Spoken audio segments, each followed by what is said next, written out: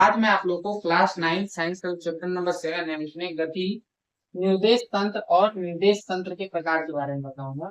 गति क्या होता है? समय के सापेक्ष स्थिति में परिवर्तन गति कहलाता है।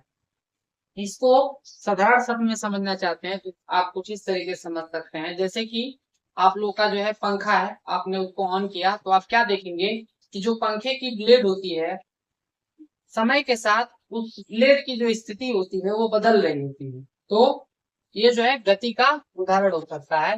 और भी बहुत सारे उदाहरण आप लोग के जो है प्राकृतिक में पड़े हुए हैं, जैसे गाड़ी चल रही है तो वो भी जो है गति का उदाहरण आपको जो है होगा। या फिर जो है आप लोग का घड़ी की सुई चल रही है, वो भी आप लोग का जो है गति का उदाहरण हो सकता है। ठीक है, और मैं चल रहा हूँ तो ये भी गति का उदाहरण हो सकता है। ऐसे बहुत सारे गति के उदाहरण आप अपने आसपास देख पा रहे होंगे।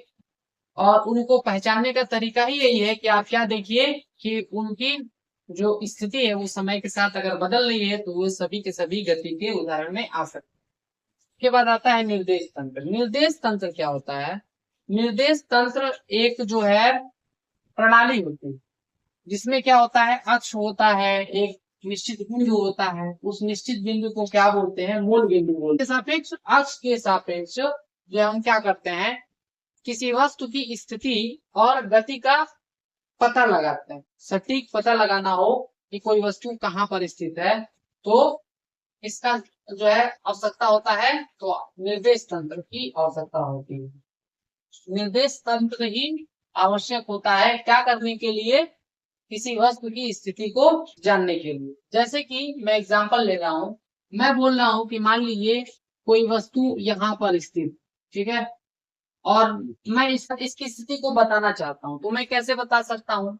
तो मैं इसकी स्थिति को दो अक्षों के सापेक्ष बताना चाह रहा हूँ। तो मैं बोलूंगा कि देखिए, अगर आप यहाँ पर पहुंचना चाहते हैं तो आपको एक्स दिशा में कितना चलना पड़ेगा? तो देखिए इसको मैं यहाँ से बता रहा हूँ, 1 2 3 4 5 6, ये आप लोग का मान लीजिए 6 पर आके मिल रहा है। तो मुझे एक्स दिशा में 6 चलना पड़ेगा और यहाँ पर मुझे पहुंचना है तो वाई दिशा में कितना चलना पड़ेगा? तो देखिए ध्यान से, ये वाला जो है मान लीजिए यहाँ पे मिल रहा है तो 1 2 3 4 5 6 7, तो वाई दिशा में कितना चलना पड़ेगा? 7 चलना पड़ेगा। तो इसकी स्थिति को कैसे लिखेंगे? तो इस पर मैंने कितना गिना था? 1 2 3 4 5 6, तो 6 आया था। एक्स दिशा में 6 चलना पड़ा और वाई दिशा में कितना चलना पड़ा? 7। तो उसको कुछ इस तरीके से दिखा सकता हूँ। तो इस वस्तु की स्थिति क्या है? 6, 7।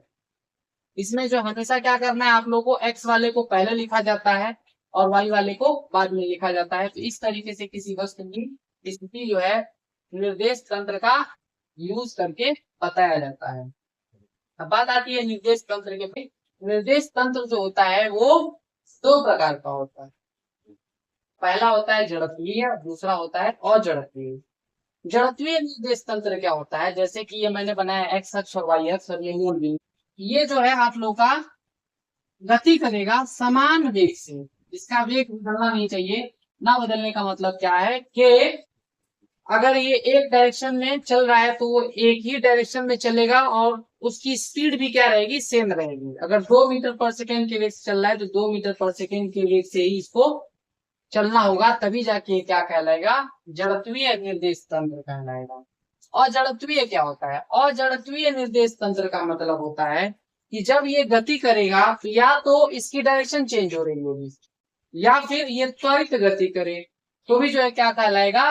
अजड़त्वीय कहलाएगा। दिशा बदलने से आप लोग का जो है क्या आ जाता है? वेग में परिवर्तन देखने को मिलता है। वहां पे भी आप लोग को त्वरित गति देखने को मिलेगी। इसीलिए जो है अजड़त्वीय जो होता है उसको कैसे समझाया जाता है कि अजड़त्वीय निर्देश तंत्र ऐसा निर्देश तंत्र होता है जिसमें निर्देश तंत्र त्वरित गति कर रहा होता है।